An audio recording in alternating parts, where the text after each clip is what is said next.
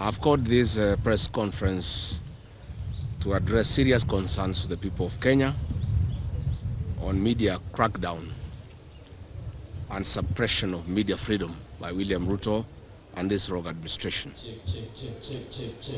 Today, I'm concerned as you are on the threats to the media and freedom of expression, media freedom in East Africa and in particular here in Kenya and Uganda as we approach the 2027 general elections. We have had a bad pattern in Kenya that ahead of general elections, journalists and bloggers get targeted by unpopular regimes that fear the power of the people at the ballot.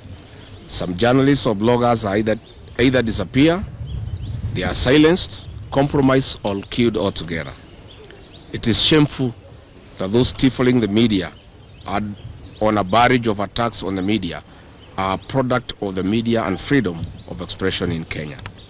But for this regime led by a crooked dictator, learning from his counterparts in East Africa, it is worse.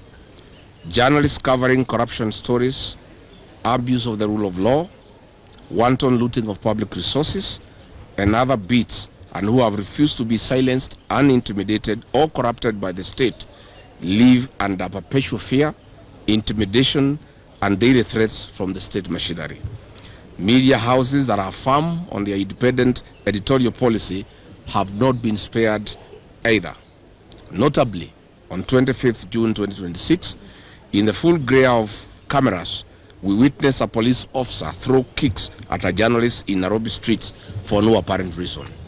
Further, on 26th June 2026, 4 armed men believed to be police officers from the dreaded killer squad, Nairobi Sierra, armed with AK-47 assault rifles, attempted to abduct the Standard Group Nakuru-based associate editor, Mr. Nixon Kiprotich in Nakuru. This failed. It is saddening and painfully unbearable that on 24th and 25th June 2026, the President of the Republic of Kenya and Commander-in-Chief of our Defense Forces, Mr. William Ruto, on his official X account, launched a barrage of scathing attacks on the independence of the Standard Media Group. This was after a series of uncomfortable stories about this regime, and more painfully to him was a story on William Ruto gallery of lies. This attack is an open defiance to truth and total war on the freedom of media as stipulated under Article 34 of our Constitution. I am aware that the journalist Vera Morara, who did these stories, are under trail by security forces 24 hours every day, and if anything happens to Vera, William Ruto must be held to account. Mr. William Ruto, the media does not live under your mercy or privilege. If you think the media is your enemy, you are mistaken. Wait for August 10th next year. It is further alarming that some few days ago, journalists attached to MediaMax Limited were sanctioned for physical and online bullying by state operatives and bloggers. Their safety and privacy were compromised and exposed. Notably, Kameme Radio journalists Muthoni wa Kirumba and Gatonye wa Mbugua were, among others, have been threatened and exposed to verbal and physical abuse from political class and other undercover security agencies. Particularly, President Ruto's advisor on the persecution of the mountain region, Moses Kuria, has given threats to Muthoni wa Kirumba, and if anything happens to Muthoni wa Kirumba, Moses Kuria and William Ruto must be held to account. Those behaviors being learned from the East African dictators will not be played here in Kenya. I must say for the record, Kenya is not Uganda and Kenya is not Tanzania. But more importantly, we are aware and informed of William Ruto's plans to shut down some media houses, cripple others through the government advertising agency financially, and slow down and eventually shut the internet on the 10th of August 2027. But let us remember, on 3rd May every year since 1993, the world marks the Press Freedom Day as ratified by the United Nations General Assembly. It is not only that 3rd May is the only day we celebrate and observe media freedom, But every day we must observe and honor the media as the fourth estate.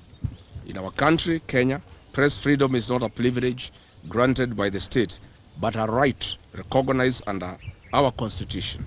Article 33 and 34 of our Constitution gives the right to freedom of expression and freedom of the media, respectively. Our Constitution has not changed, and those who believe in the dark days must be reminded accordingly. It is not about what you like in the media, but the truth. Further, I strongly condemn the closure of NTV Uganda, Spark TV, and Daily Monitor by Uganda's military chief, General Muhoozi, who is the son of Kaguta Museveni. He is a close confidant of William Ruto, and by association, Ruto is part and parcel of this shutdown. The pattern of media crackdown can be seen even by those who have challenges in seeing. I strongly urge the East African press councils to stand firm and remain vigilant as the three known East African dictators flex their retrogressive incivility on the fourth estate. I also urge journalists to remain firm and remain so. In all this, neither William Ruto nor any officer in his government has spoken against this. This clearly confirms that William Ruto and Kaguta Museveni are Siamese twins in media suppression. The freedoms we enjoy today were not given on a silver platter. Kenyans fought for them. We have sunk a higher lower through this regime. Even international media houses are being threatened and sanctioned against airing certain stories. This has never been seen. I have been informed in confidence that some top journalists and editors have been marked for crackdown and silenced by this regime. I have personally reached out to some of them, and within the week I will reach out to the rest. If anything happens to any journalist in Kenya, whether a foreigner or a resident, this government must be held to account. And regarding Gachagua, we will remain very, very vigilant and will be available to call out on any threat to any journalist in Kenya. I want to assure journalists wherever they are that they have my full support, and I'll be there for them at this very difficult time. If this government thinks that their problem is the media, this is the biggest lie they are living in. The problem is not the media. It is fake promises, failure, lies, a failing economy, failed systems, poor service delivery, corruption, abuse of the rule of law, abductions, extrajudicial killings, and total failure of government. William Ruto, please leave journalists alone. Leave the media houses alone. Do not take us back to the dark days of the 80s and the 90s. It is unbelievable that in the era of information technology, artificial intelligence, and citizen journalism, the state can sit down and think of how to silence the media. This is when schools have no classrooms and hospitals have no drugs, even painkillers.